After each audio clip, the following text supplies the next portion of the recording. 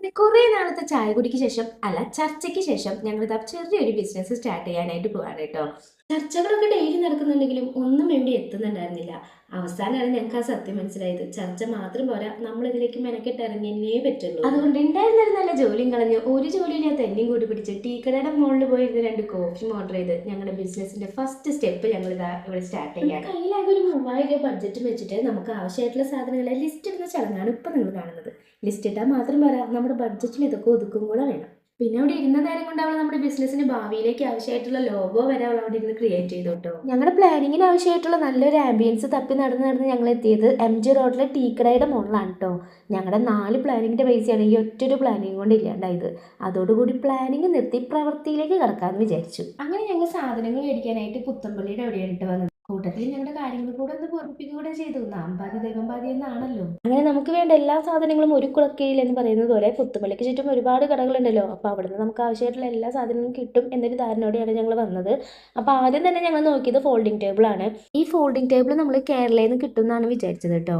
പക്ഷെ കേരളയിൽ നമ്മൾ കുറച്ചൊക്കെ തപ്പി നോക്കിയെങ്കിലും നമ്മൾ വിചാരിച്ചൊരു ഐറ്റം അവിടുന്ന് കിട്ടിയില്ല. അതുകൊണ്ട് നമ്മൾ അവിടുന്ന് നേരെ പോസ്റ്റ് ഓഫീസ് റോഡിലേക്ക് പോയിട്ടോ. അവിടെ ആദ്യം കണ്ട കടയിൽ നമ്മൾ കയറി. ഭാഗ്യവശാൽ നമുക്ക് അവിടുന്ന് ഉദ്ദേശിച്ച സാധനം ഉദ്ദേശിച്ച ബഡ്ജറ്റിൽ തന്നെ കിട്ടിയിട്ടോ. അടുത്തത് നമുക്ക് ഡിസ്പോസൽ ഗ്ലാസ്, സ്പൂണ്, അങ്ങനെ കുറച്ച് ഐറ്റംസ് ആണ് വേണ്ടത്. അതിന് നമ്മൾ ജയ്ഹിന്ദ് മാർക്കറ്റിന്റെ അവിടേക്കാണ് കേട്ടോ വന്നത്. അവിടെ അതെ ആദ്യം കണ്ട കടയിൽ നിന്ന് തന്നെ നമുക്ക് ഈ എല്ലാ സാധനങ്ങളും വിചാരിച്ചതിലും കുറവ് ബഡ്ജറ്റിന് മേടിക്കാനായിട്ട് പറ്റിയിട്ടോ. പിന്നെ നമുക്ക് ആവശ്യമായിട്ടുള്ള ടീഷർട്ട്, കേപ്പ്, അങ്ങനെ കുറച്ച് സാധനങ്ങളും കൂടെ നമ്മൾ മേടിച്ചിട്ടുണ്ട് കേട്ടോ.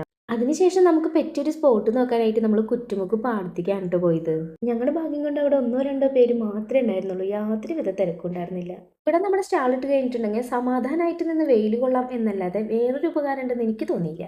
എന്തായാലും വന്നതല്ലേ, കുറച്ചു നേരം കാറ്റൊക്കെ കൊണ്ട് ഇവിടെ ഇരിക്കാം എന്ന് വിചാരിച്ച് കുറച്ചു നേരം ഇരുന്നപ്പോഴാണ് അവള് പറയുന്നത്, ഇവിടെ അടുത്ത് കച്ചിത്തോട് ഡാം ഉണ്ട്, അവിടെ കൂടെ ഒന്ന് പോയി നോക്കാന്ന്.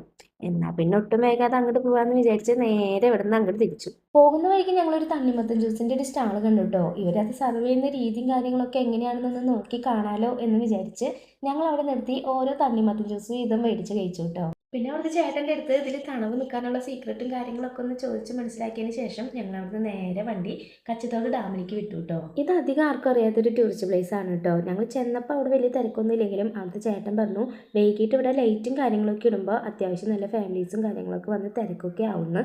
അപ്പോൾ അത്രയും നേരം ഞങ്ങൾക്ക് അവിടെ നിൽക്കാനുള്ള സാവകാശം ഇല്ലാത്തതുകൊണ്ട് ഞങ്ങൾ നേരെ വീട്ടിലേക്ക് പോയി.